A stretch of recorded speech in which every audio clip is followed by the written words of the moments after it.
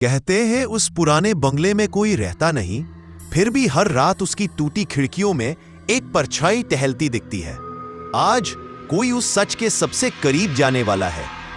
रात के 10:30 बजे थे। हवा में अजीब सी ठंडक थी, ना मौसम की ना रात की। ये एक ऐसी ठंडक थी जो किसी पुरानी रूह से चिपक कर निकलती है। शहर के कोने पर खड़ा नारायण बंगला अंधेरे में किसी घायल जानवर की तरह कराह रहा था।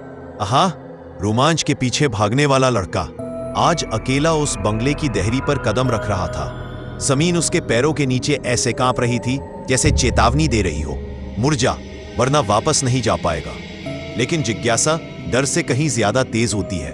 आहान ने दरवाजा धक्का दिया। एक बासी सड़ी हुई हवा उसके चेहरे से टकराई। अंदर टूटी सीढ़ियां, बाईं तरफ लंबा अंधेरा कॉरिडोर और सबसे दाईं ओर वही कमरा जहां से लोग कहते थे रात को किसी की चीखें आती हैं। उसने टॉर्च जलाई। रोशनी दीवार पर पड़ी और दीवारों पर टंगी तस्वीरों के चेहरे खरोचे हुए थे, जैसे किसी ने उन्हें मिटाकर ये बताने की कोशिश की हो कि इस घर में चेहरों का कोई मतलब नहीं।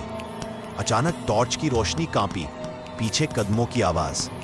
आहान पलटा। कुछ नहीं, सिर्फ उसका डर और किसी अनदेखी की भारी सांसें। वह अकेला नहीं था। वो ऊपर की सीढ़ियों की ओर बढ़ा। हर पायदान उसकी ही वजह से नहीं, बल्कि किसी अदृश्य बोझ से चरमरा रहा था। पहली मंजिल के कमरे का दरवाजा आधा खुला था। अंदर एक लकड़ी की कुर्सी जो अपने आप झूल रही थी। कमरे के कोने में एक पुरानी लाल डायरी पड़ी थी। आहान ने उसे उठाया। पहला पन्ना।